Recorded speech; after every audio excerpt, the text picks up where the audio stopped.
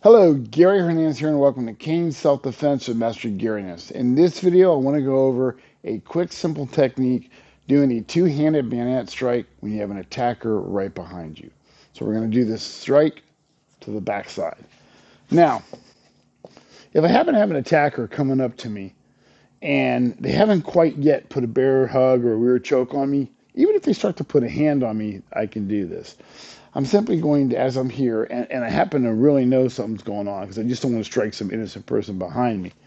I get that feeling, I look over, and I realize something's bad's going to happen. I turn, and I hit.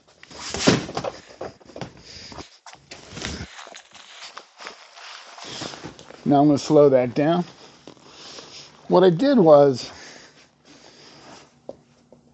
as this person's coming up behind me, I simply, the cane's in my right hand, I simply stepped out with my right foot, and I lean my body forward. As I do that, I'm sliding my hand down, and I'm simply smacking my own hand to catch the cane. So I'm feeding it to myself, and I'm in a sideward position. I want to be completely sideways here. I don't want to turn to the attacker. My head's here. I can see everything right here. So my head's leaned away. That doesn't mean he still can't lunge at me, but I'm leaning my face out of the way in case they're starting to throw those punches. And I can look to my left and I can see everything I need to see. I know this is an aggressive individual. So I simply come in, feed the cane into my hand. I'm completely sideways, and I put my hip and shoulder drive into it. Now, I don't want to turn and face the attacker because now, if I could talk my way out of it, my hand will come up, I'll back away, and I'll try to talk my way out of it. But if this is something that I know is going to go sideways, if I turn straight into them, number one, it's too much time. Number two, I open my body for them to get more to attack. So from here, and I took away that surprise element of what I'm about to do. So I simply turn, feed the cane. You get used to feeding the cane to your hand, bringing it up from here. Normally we do lift our hands up, but in this case, it's going to stay low, and it's going to feed the cane right here. So I'm feeding that cane into this hand, body is sideways, completely sideways, head is not even turned. Head is just kind of briefly turned. I don't want to do a full shoulder turn because that kind of opens me up. So as I'm here, step out, lean sideways, can see them, fed the cane into my hand, hip and shoulder drive right into them. Then I can follow up if necessary with another technique. But let's say I want to use the crook. I'll position him over here so you can get a good look at this. Same thing. Position, I step out and I feed the cane to my hand. Body is leaning, body is sideways. From here, I can strike with the crook. Now, whether it's the crook or tip, I have the pelvic, the stomach, the solar plex, the chest, the throat, and the face.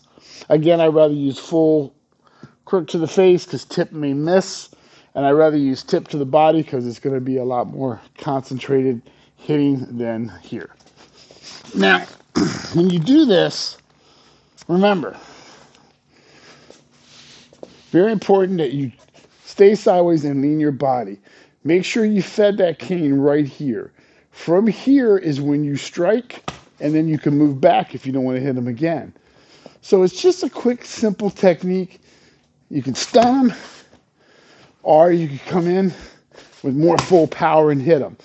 Now, I've showed in the past stepping out and coming in with a full swing, and that works great if you have the room and you have to where they're not catching that coming around. A lot of times you may not have the room. You might be between two vehicles, two SUVs, something kind of two vehicles of any kind, or maybe in a hallway so where a swinging motion is not going to pan out. But when you turn and feed it into you for that two-hand bayonet strike, remember, keeping that horn away from you, you're seeing the attacker, you can strike.